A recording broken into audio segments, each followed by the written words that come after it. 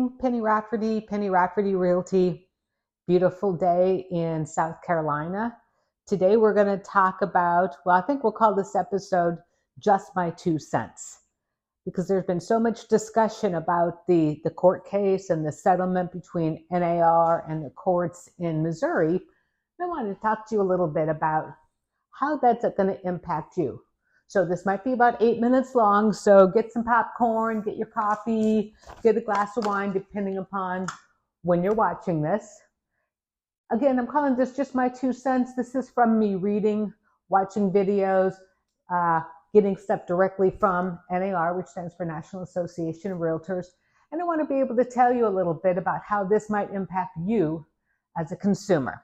So we're going to start out with buyers and how it impacts buyers. So if you were as a buyer, remember the old days, you would drive by a house, you'd call me up because I'm the one with the sign in the yard, and you'd be like, hey, Penny, I want to see this house. Can you show it to me? And, we'd say, yes, hop up off the sofa, be Vanna White, show them the house, they'd go on their way. Those days are over. With the court case, it's going to be mandatory before we put you in the car, before we open up a door for you, it's going to be mandatory that we sign a buyer-broker agreement. So we meet at the office, we meet at the coffee shop, we sit down and we talk about your wants and your needs. We talk about if you've been to see a lender. Do you have money for a down payment? Do you have money for closing costs? Do you have money to pay my compensation? Because sellers are not, and they never have been, required to pay me. And the commissions, as always, are negotiable. But we need to sign what's called a buyer-broker agreement, called different things in different states. Here we call it exclusive buyer-broker engagement. But what that means to you, it's a couple page. We talk about agency, how I represent you and how I'm going to represent you.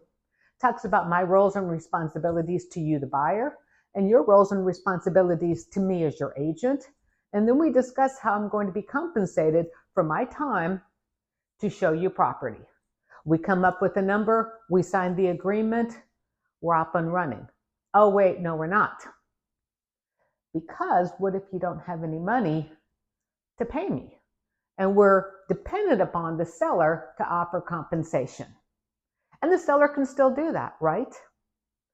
But what they can't do, according to this court case, which is going to be settled in 60 days, well, it's been settled for approved.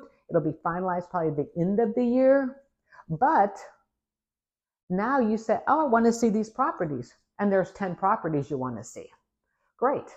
I call up all 10 agents. I say, hey, I want to make a listing appointment. I want to bring my buyer in to see your house. And what compensation is your seller providing for me, the buyer's agent? And so I go through and I wrote down all the compensations. And I call up the buyer and I go, hey, here's the 10 homes you wanted to see. And based upon the buyer-broker agreement, this is how much each of them are offering to compensate me for bringing you to their home. And some may be equal to what you have agreed to compensate me for. And some may be less. And if they're less than what we agreed on, you, the buyer, get to make up the difference. Or you say, I don't want to make up the difference. And you say, Penny, we don't want to see that one. In effect, you, the seller, have taken your buyer pool down by the amount of compensation you're offering to the buyer's agent if the buyer doesn't want to pay it. I mean, we're doing a total paradigm shift here. So just keep in mind a couple of things. Commissions have always been negotiable. Gary Keller wrote a book in the early 2000s, and in there he wrote, commissions are negotiable and get a buyer-broker agreement. That book is over 20 years old. So what that tells me is we haven't done an effective job messaging that to our buyers and sellers.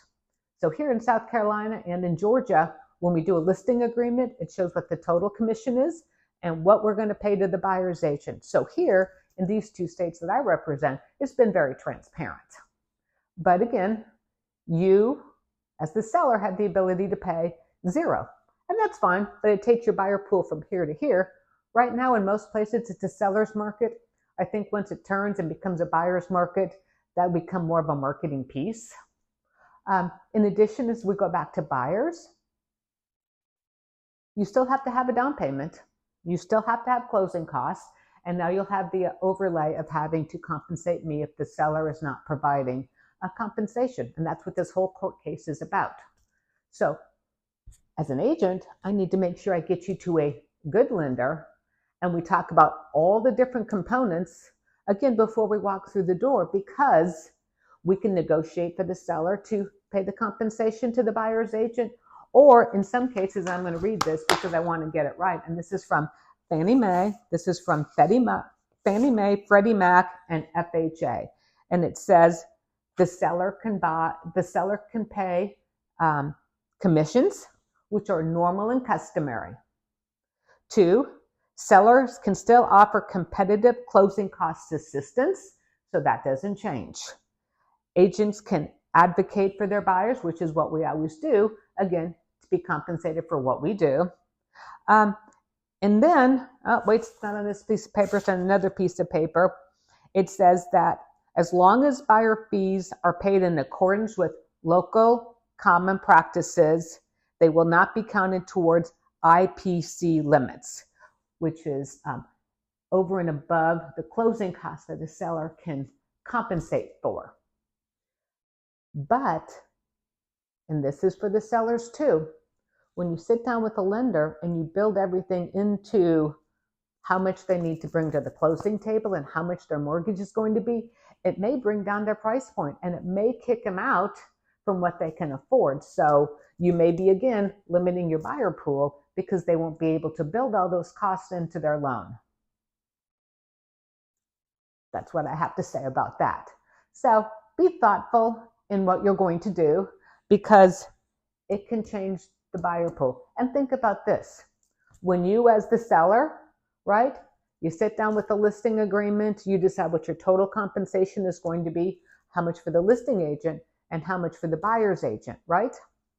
When the buyer comes and makes you an offer, on some level, they're participating with paying the commission, because if they don't bring the money, and granted it comes out of the seller's equity, but the buyer's bringing the money to the closing table and financing all of this. So on some level, the buyers are paying for the commission. So that's just food for thought, and it's very circular. All of this is going to become mandatory in July. And here's the other thing I wanted to leave you with before I sign off, is that in addition to all of this that I just discussed, we also have, and it's specific to the multiple listing service, cannot display within the multiple listing service the amount that the seller is willing to compensate the buyer's agent.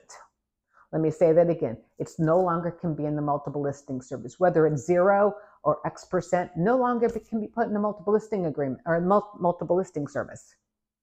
How does that work? I can put a sign writer on the sign. I can put it on Facebook. I can hire a twirler to stand out there and say how much we're offering the buyer's agent.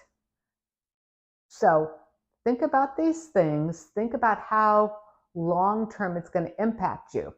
Is good going to come out of it? Sure. But before anything, there's going to be a little bit of chaos. That's okay. So what I'm going to leave you with, and again, this is going to be my 2 cents, work with someone who knows. I've had my license for over 20 years. I'm involved with my local, state, and national associations. I get emails every day, more than once, about this particular litigation. I'm informed. Hire somebody who's informed. And here's one thing I want to say about you buyers. Know who you're hiring. Know who you're hiring, and that they know their worth. Same thing with listing. Hire me. I know my worth. I know what's going on in the industry, and we can work together to make this a good experience for everybody. Hope you're having a great day.